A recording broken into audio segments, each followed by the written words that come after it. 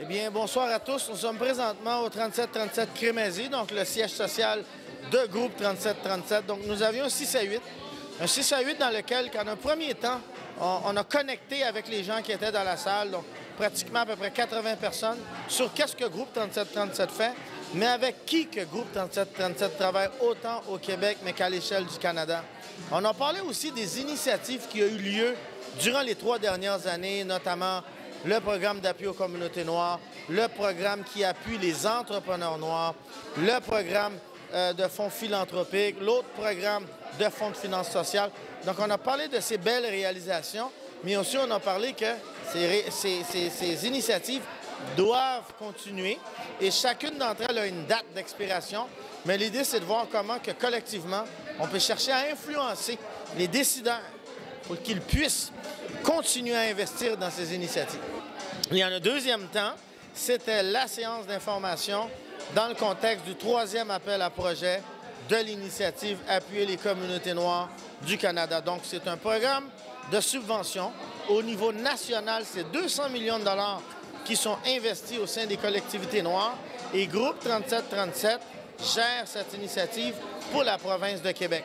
Donc, encore là, on a parlé du fonds en tant que tel, les critères d'éligibilité, les critères d'admissibilité. Mais qu'est-ce qui est intéressant? On a montré les statistiques. On a montré les statistiques des 206 organisations qu'on a déjà supportées au Québec. Mais on a aussi montré qu'au-delà des 206 qu'on a déjà supportées, on a déjà 182 autres organisations qui sont dans notre base de données et qui sont en attente de financement. Et considérant qu'au Québec, il y a à peu près 500 OBNL qui sont dirigés par des Noirs. Donc, présentement, Groupe 3737 est en contact avec plus de 80 des OBNL noirs et plus de 40 de ces OBNL-là ont déjà été soutenus financièrement par le Groupe 3737. Donc, c'est vraiment des statistiques intéressantes. C'est important que les gens soient là, ils voient le travail qui se fait sur le terrain.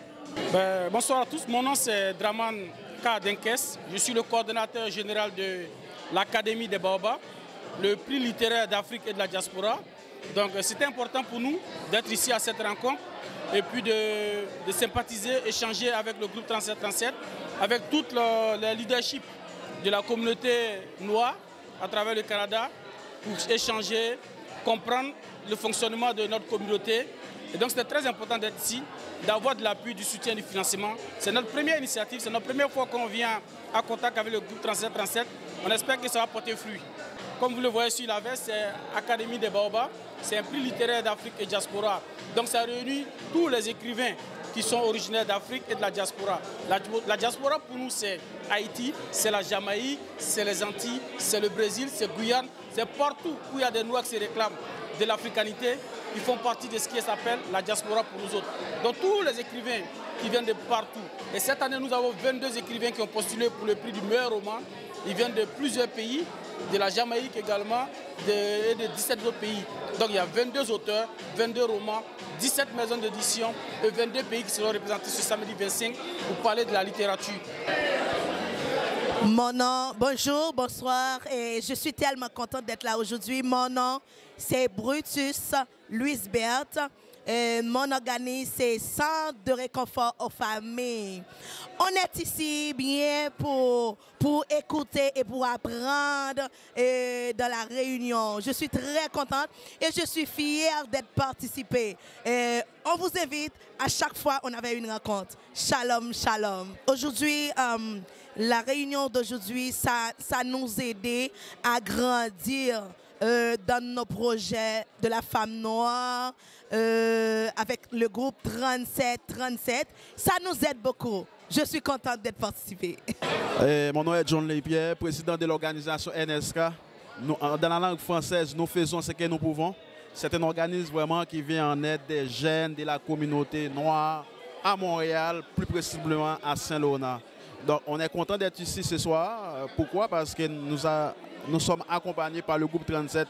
Cela va faire 2 ans qu'on est financé par ce programme.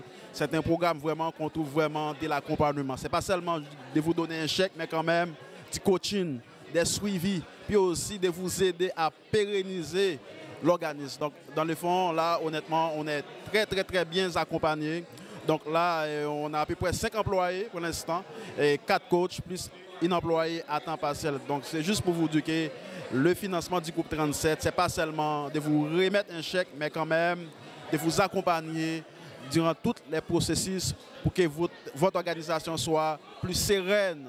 Donc vraiment, c'est vraiment un beau travail de la communauté noire. Puis on espère qu'il va y avoir d'autres organisations qui vont appliquer dans ces projets-là, dans le but d'être comme nous aussi, comme un succès de la communauté noire à Montréal. Bonjour, Yamina Sidane, coordonnatrice innovation sociale au groupe 3737. Donc aujourd'hui, on lance le 3e appel à projet relatif à l'initiative Appuyer les communautés noires.